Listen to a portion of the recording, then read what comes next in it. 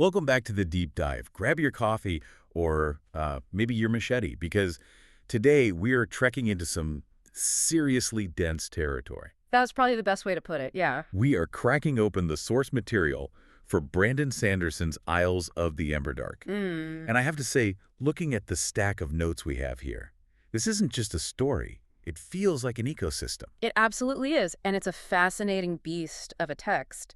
We aren't just looking at a standard novel here. We're looking at a structural experiment that really, it challenges how sequels are even supposed to work. Right. I mean, usually when you pick up a sequel, you expect to just open page one and go. Yeah. You get a little previously on maybe, but that's It's a it. quick summary, yeah. But Sanderson does something really unique here. In the preface, he explicitly mentions that this book is a sequel to a novella called Sixth of the Dusk. But here's the kicker, and I love this bit of authorial insight. Yeah. He realized he couldn't just write the sequel. He couldn't. So much context would be missing for new readers. The gap was just too wide. Exactly. It presents a huge narrative problem. If you just summarize the previous events in a prologue, it feels dry. It reads like a history textbook or a Wikipedia entry. You lose all the emotional connection. The stakes don't feel real. You lose the character moments, the atmosphere. Yeah. So instead of doing that, he effectively remastered the original novella Sixth of the Dusk and embedded it into the novel itself as a series of flashbacks. Which is such a cool move. It's bold. It means as we go through this deep dive, we are going to be oscillating between two distinct timelines. We have the past, which is this gritty, low-tech survival story on a jungle island. Machetes and magic birds. Yes, Yeah. exactly. And then we have the present, which is 5 years later and dealing with geopolitical, or I suppose galactic-political crises. It creates this really stark, almost jarring contrast. And the mission for our deep dive today is to explore that friction. We're looking at the clash between ancient tradition represented by trappers and a deep respect for a lethal nature and rapid, almost aggressive technological progress. And when you say aggressive, you mean it. Oh, yeah. We're talking about the ecology of a death island that literally wants to kill you, and how that squares with a sudden influx of spacefaring aliens who want to commercialize it. It's basically Man vs. Wild meets Star Trek, but if the Enterprise was run by venture capitalists. That is surprisingly accurate. I might have to use that. And we absolutely cannot forget the cold open. Oh. This is classic Sanderson. Before we even get to the island, before we meet our main character, we start in a completely different place, a different time, a different world. 57 years in the past, on a world called Yolen. A very significant world for those in the know. It sets the stage for the cosmic scale of the story. It reminds you, the listener, that while the main action is focused on this one little island, the stakes are universal. The game being played is much, much bigger. So let's unpack this prologue first, because it feels like a fairy tale compared to the rest of the book. It's got a very different vibe, almost ethereal. It does. We're on Yolen, and as you said, it's 57 years prior to the main events. We are introduced to a character named Starling, whose full name is Illistendrista. Illistendrista. That is a mouthful. We're definitely sticking with Starling. So she looks like an 8-year-old girl. She's running around a palace in her nightgown, super excited, waiting for the sun to rise. But she's not 8, is she? Not even close. No, she's 30 years old. And this is our first introduction to the biology, or perhaps the magic of dragons in this universe. Starling is waiting for first light. It's a ritual. She has been living as a human child for 3 decades, waiting for this specific sunrise to undergo a transformation. It's this idea of a dual life that I find so compelling. She's living with her uncle, Frost. Now, Frost drops some serious philosophical heavy lifting right out of the gate. He really does. Starling is impatient. She wants to be a dragon. She wants to be big and powerful and fly. She's tired of being small. But Frost explains that there's a reason they have to wait, a reason for this long, strange childhood. And this is the thematic anchor for the whole book, I think. It's dropped right here in the prologue. Frost says, "We live half our lives as humans, so we know what it is like to be small." I love that line. To know what it is like to be small, it just lands with so much weight. It's such a profound concept. The idea is that dragons are immensely powerful, practically immortal beings. If they started their lives that way, they would have no concept of fragility. They'd have no concept of fear or mortality or weakness. They'd be born gods with no understanding of the creatures they rule over. Exactly. They live as mortals to learn empathy, to understand consequences from the perspective of those who actually suffer them. Like mandatory vulnerability training for the cosmic 1%. Ugh. You have to understand what it's like to be squashable before you are allowed to be the one doing the squashing. Precisely. And Starling admits she doesn't really get mortals yet. She says they live hurried, anxious lives and don't seem to care that they are fragile. She's worried this lack of empathy, this ignorance, will ruin her transformation. She's worried she failed the test. But Frost reassures her. He tells her that ignorance won't stop the change, the biology will do what it does, but the contrast is what matters. The memory of being small is what keeps the dragon grounded, what gives it wisdom instead of just raw power. And then the transformation happens, and the description is just. It's cinematic. She steps out on this balcony, the first rays of sunlight hit her, and she just absorbs it. She literally drinks in the light. Her skin shimmers and then reveals her true form. And it's not just any dragon. The text describes her as having silver dragon steel skin and white scales. Frost calls it leucistic. Like a white tiger. Or a spirit bear? Yes, exactly. Or a white lion. It implies a lack of pigment, but not albinism. Frost mentions there have only been 2 others like her in all of history. She is unique, a symbol of 2 worlds. And visually, it's stunning shimmering white with a sheen of mother of pearl. So we have this incredible, majestic image of a silver dragon, a being of immense power who has spent 30 years learning what it means to be small. It's majestic. It's pure high fantasy. And then, wham, smash cut. The tone shift is deliberate and violent. We leave Yolen, we leave the beautiful palace, we drop right into the mud. We are now in the flashbacks on the Pantheon archipelago, specifically the island of Paji. And that ethereal feeling is gone instantly. We go from a dragon palace to a muddy, deadly, oppressive jungle. This is the domain of our protagonist, Sixth of the Dusk. Sixth of the Dusk, what a name. But we'll just call him Dusk. He's such a great character archetype. He's a trapper. He's not a warrior, not exactly. He's a survivalist. His entire life is about navigating the deadliest island in the world. And the text makes it crystal clear, Paji isn't just dangerous in a passive way, like, ooh, watch out for that cliff. It is actively hostile. It's an ecosystem of death. Everything on this island has evolved to kill, and Dusk is a master of it. But what I find interesting is his visual design, how he's described. He wears modern cargo pants, practical, lots of pockets, but he carries a traditional machete and wears bone charms. It's a perfect visual of his internal conflict, isn't it? He uses the modern stuff if it works, like the pockets, but he refuses the modern mindset. He's a bridge between the old ways and the encroaching new world, even if he hates that new world with every fiber of his being. He survives by respecting the rules of the island, and the rules are brutal and absolute. And to follow those rules, he needs help. Let's talk about the birds. Yeah. Because you can't talk about this story without the aviar. These aren't just pets, they're not just animal companions, they are essential survival gear. If you don't have a bird on Paji, you are basically lunch. They are symbiotic partners. And Dusk has 2 birds in the flashbacks. First, there's Cokerly. He's described as a colorful, almost parrot-like bird. And Cokerly grants a talent called mind masking. Which is necessary because of the predators, right? The big ones. The apex predators. The text is very clear that the most dangerous things on this island, like the night moths, don't hunt by smell or sight primarily. They're blind. They hunt by sensing minds. They can feel you thinking. That is just pure nightmare fuel. The very idea that your own fear, your own thoughts are the bait. You can be perfectly silent, perfectly hidden, but if you think, I hope that monster doesn't eat me, the monster hears it and comes running. Precisely. It turns your own mind into your greatest enemy. So Cokerly's talent is to hide Dusk's cognitive signature. He creates a dead zone around Dusk's mind, a psychic invisibility cloak. Without that bird, he's dead in minutes. And then there's Sack. Sack is different. She's new. Sack is a scavenger species, raven-like, all black. And her talent is gruesome, but incredibly useful.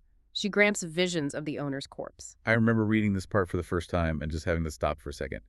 Dusk is walking along the beach, and suddenly he sees his own dead body floating in the surf.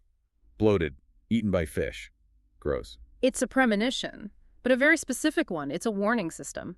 Sack projects a vision of Dusk's corpse in the exact location where he would die if he continues his current course. So if he's about to step on a poisonous thorn, he suddenly sees his body on the ground with a swollen black foot. Or if there's a hidden quicksand pit, he'll see himself sinking into it.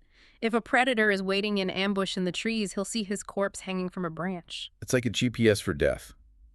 In 50 feet, Turn left to avoid dying horribly. In a way, yes. But think about the psychological toll that takes on a person. Dusk is constantly, and I mean constantly, stepping over visions of his own death.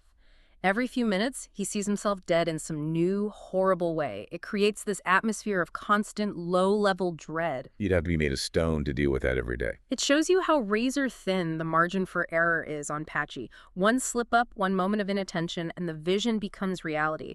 It also really emphasizes how skilled he is. He's navigating a minefield, but the mines are invisible unless you have this bird showing you where they are. And the environment itself is just...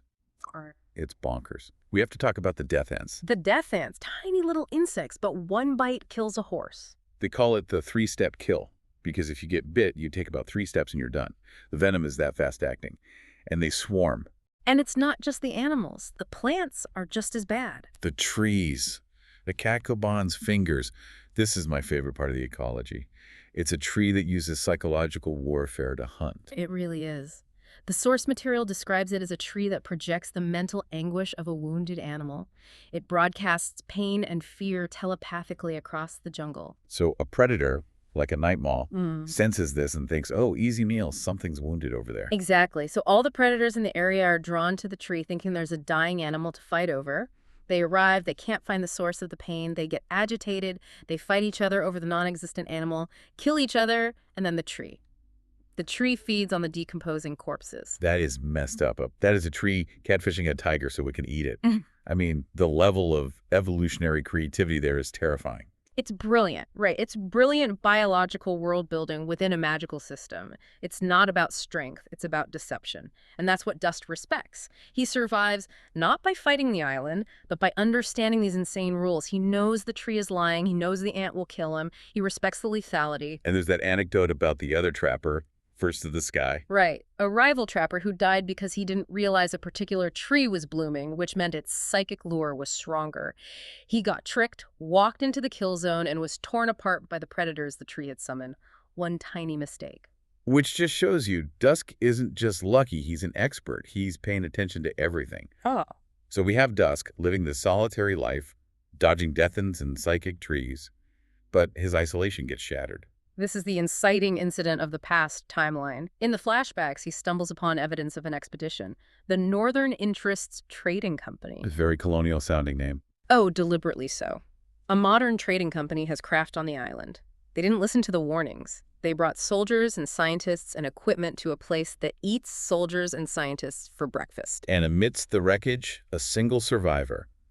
Dusk finds Vathi. And Vathi is the perfect foil for Dusk. She is a company clerk, a scribe. She's not a trapper. The text says she's wearing a dress and a vest, totally inappropriate for the jungle, but she's surviving. She's surviving, but she's also annoying the hell out of him. She talks constantly. She asks questions about everything. And that's the key difference between them. Dusk accepts that things work. Tradition says, don't touch the red flower. Dusk doesn't touch the red flower. He doesn't need to know why. But Vathi does. She asks why. Is it poison? Is it a parasite? Can we harvest it? What's the chemical composition? She represents the scientific method. She represents modernity. She has to dissect everything. Which Dusk sees as a profound disrespect for the island. He just wants her to be quiet so they don't get eaten. And she has a machine. This is where the plot really kicks in. She has a device from the ones above. The aliens we'll get to later. And this machine tracks aviar. It's a radar for magic birds. Yeah. And the company's grand plan is to use a larger, more powerful version of this machine to map the entire island and locate every single bird for harvesting. They want to strip mine the magic. They want to turn this sacred, deadly place into a factory farm. But there's a problem, a huge one. When they turn the small machine on, the island goes crazy. It's like hurts the island's frequency or something. It distresses the aviar. Their talents go haywire. But for Dusk, it's much worse. When the machine is active, Zack doesn't just show him his corpse occasionally. Dusk sees visions of everyone's death. He sees piles of bodies. He sees the death of the entire ecosystem. So the machine isn't just a tracker. It's a weapon. Or a poison. He realizes that the frequency of this machine is going to trigger a catastrophe. It disrupts the psychic ecosystem so badly that it will lead to the destruction of everything and everyone on the island. So they have to stop it. They have to travel across the deadliest island in the world at night to reach the main company camp and shut down the big machine before they turn it on to full power. And we've established traveling Paji by day is suicide. Traveling by night is, well, it's something worse. The night malls, those blind telepathic predators, are active at night. They own the darkness. The journey is so intense. There's a moment where Vathi sees her own corpse for the first time via Sak, and she just freaks out. It's a great moment of her realizing, oh, this is your life. You just live like this. It's a huge moment of perspective for her. But the biggest revelation during this journey is about Sak. Vathi, being the scientist, being the one who asks questions, notices something Dusk ignored his whole life. Sak is a mainlander bird. She's not native to the magical islands. Which, according to their science, should mean she has no magic. She shouldn't have a talent. Correct. The prevailing scientific theory of the Northern Interest Company is that only birds born on the Pantheon Islands can gain talents. That it's genetic, inherent to the species there. But Sak wasn't born there. No. Dusk's father brought her there as a chick, and she gained a talent. This completely shatters the company's understanding of the magic system. It suggests that the magic isn't in the birth, but in something on the island itself, something that happens to them after they arrive. That's a huge clue. It means magic is environmental. It's something you catch, like a virus, or something you absorb from the land or the food. Exactly. And that knowledge fundamentally changes the value of the island. It's not just a bird farm, it's a factory for creating magic. You could bring any bird here and turn it into an AVR. The commercial implications are staggering. So they survive the night, they manage to stop the machine, presumably. We don't see the exact climax of the flashback in the source text, but we know they survive. We know they survive because we jump forward 5 years, and this time jump is... it's heartbreaking. We move to the present. Yeah. We go from the deadly, untamed sacred jungle to a tourist trap. Paji has been conquered. Not by a hero, but by industry. By Vathi's company. The death ends have been smoked out. The cutaway vines have been trimmed back. There are boardwalks. There are steamships docked at the shore. It's industrialized. It's safe. And Dusk, our rugged survivalist, the master of the untamed wild. He's a living museum exhibit. It is utterly tragic. The text describes him walking around the park, scaring children with stories of how dangerous it used to be. He's looking at death hands in a glass jar. And there's a line where he says he feels sorry for them. They used to be terrors. Now they're just bugs in a jar. And he feels the same way about himself. He's a bug in a jar. He calls himself a canoe in a world of steamships. That line really stuck with me. He's obsolete. The skills that kept him alive for decades are now just party tricks. Meanwhile, Vathi has ascended. She is now the president of the first company, which is effectively the government. She represents the victory of progress. She argues that taming the island was necessary. And she has a point. She argues they had to do it to protect the resources from outsiders. If they hadn't claimed an industrialized Pache, someone else would have, someone worse. It's hard to argue with her results, though, from a certain perspective. Yeah. Infant mortality is down, people are safe, the monsters are in cages, they have medicine, they have trade. It is the classic conflict. Security versus wildness. Progress versus tradition. Vathi won. But Dusk feels they lost their soul. The Father Island, their god, has been shaved and put in a suit. The magic, the mystery is being commodified. AVR are being mass-produced in pens like chickens. The sacred has become mundane. And just when you think the conflict is local industrialists versus trappers, the scope blows wide open. Enter. The ones above. We've had hints of them. They supplied the machine in the past, Yeah. but now we see them. These are spacefaring aliens who have arrived in orbit, and they are here to do business. The text identifies them as Scadrians. Now, for anyone who knows their Cosmere, that name rings a very loud bell. But even if you don't, the description is telling. They have steel launch pads, silent ships, advanced technology that looks like magic to the islanders. But their behavior is what's so interesting and so chilling. They are invading with laser beams and stormtroopers. They're acting like aggressive venture capitalists from space. Space capitalists, I knew it. Exactly. They have rules. The text implies there are galactic laws that prevent them from just conquering a primitive planet. So they have to trode, they have to sign treaties, but they are manipulative. They're squeezing the islanders into a corner. They withheld medicine, didn't they? That was the part that really got me. They did. During a plague that killed thousands of birds, including Dusk's Cokerly, the ones above had the cure, but they refused to provide it unless the islanders signed over punishing trade deals. They let the birds die to create leverage. Oh, that hurt. Reading that Coker lady died off-screen during the time jump.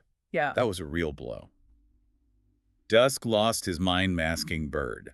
He's vulnerable now in a way he hasn't been since he was a child. And the ones above are still squeezing them. They control the power supply for the whole archipelago.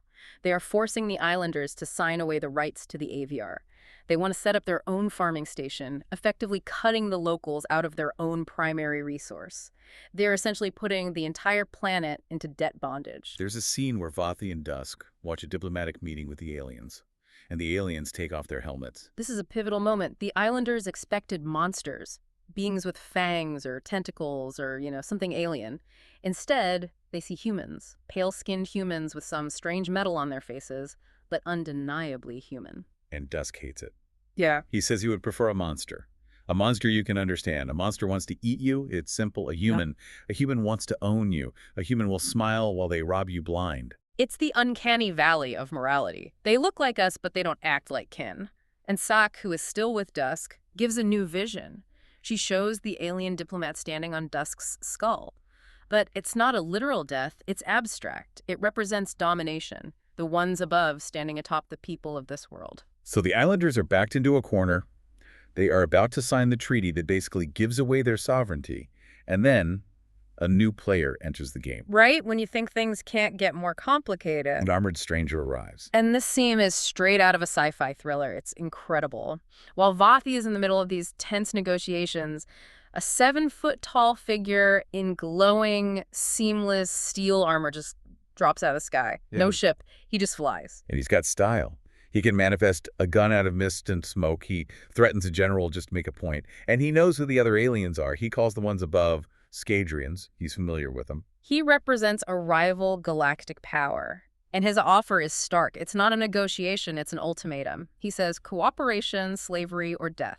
Talk about a high-pressure sales tactic. Hi, I'm your new neighbor. Choose slavery or death. Let me know by 5. He offers protection from the Scadrians. He says he'll kick them out. But the cost is a tithe. He wants 1 out of every 100 birds, and he demands total loyalty. He basically operates on a feudal system. I am the lord, you are the serfs. I will protect you from the other lords, but you belong to me now. And he threatens to execute one of Vathi's generals right there on the spot, citing some kind of galactic law just because the man reached for a weapon. He's demonstrating his power and his authority.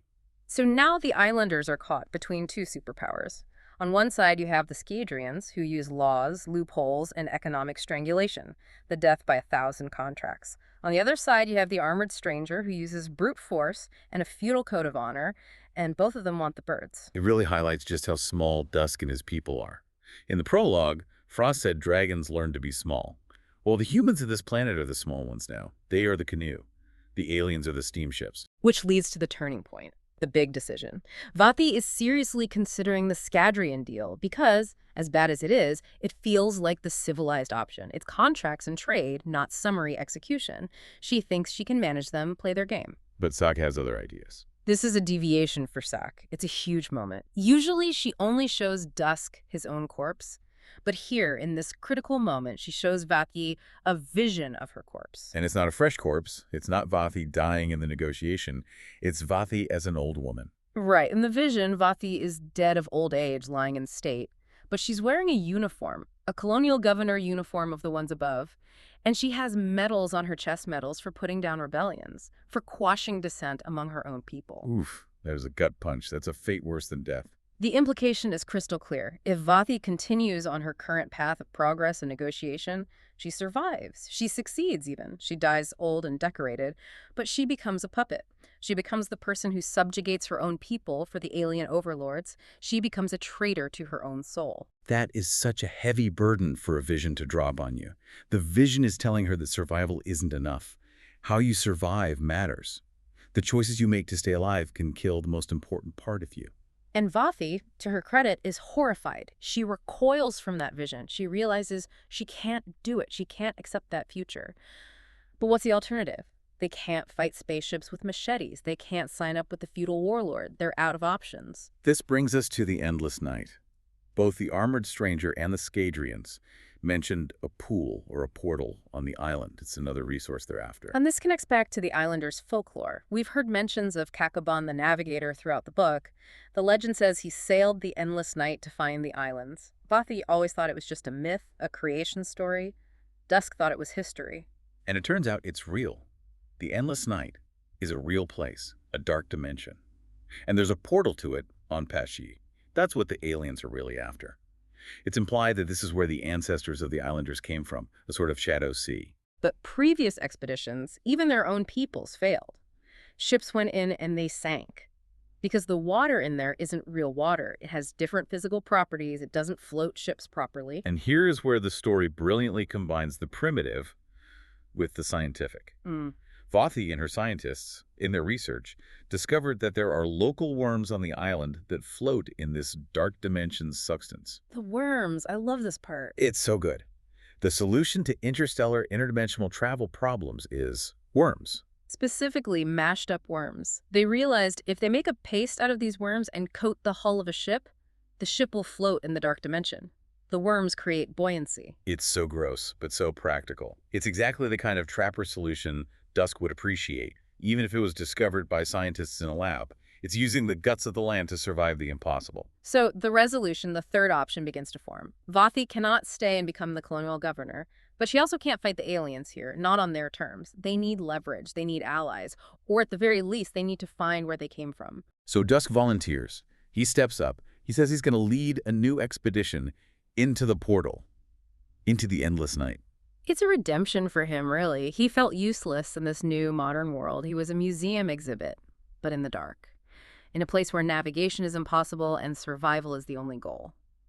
That is a trapper's domain. His skills are vital again. He's going to find the ancestral homelands. He wants to trade for their own tech, find knowledge, or find something, anything, to use as leverage against the aliens. He's taking the canoe approach to exploring the galaxy. And the closing image of the source material is incredibly poignant. It's Dusk and Vathi at the docks. He's about to board the worm-pasted ship. He gives her the traditional medallion of his people. He is sailing off into the unknown to save the world. It really circles back to the core theme. Tradition isn't just about worshiping the past. It's about carrying the spirit of the past into the future. Dusk is proving that the trapper spirit, bravery, exploration, survival against impossible odds, is what's needed to save progress from itself. Precisely. You cannot stop the steamships. You cannot stop the aliens from arriving. But you don't have to lose yourself. You don't have to become a colonial governor. Yeah. You can adapt. You find a third way. Adaptation is survival. That's the lesson of Paji, whether it's evolving to hunt with psychic lures or learning to smear worms on a boat. And if we connect this to the bigger picture, remember the prologue. Frost said, dragons live as humans to learn how to be small, to learn empathy. Yeah. Where are you going with this? Well, look at the ones above. Look at the armored stranger. They are large, they are powerful, they have the tech, the guns, the ships, but they completely lack empathy. They see the islanders as resources or serfs or obstacles. They've forgotten what it's like to be small, if they ever knew. Exactly. And Dusk. Dusk is the expert on being small. He has spent his entire life surviving on an island that is much bigger and stronger than he is. He knows how to navigate among monsters without getting eaten. He knows how to respect power that can crush him in an instant. So his smallness is actually his superpower here. The aliens are underestimating him because they think power comes from spaceships and glowing armor.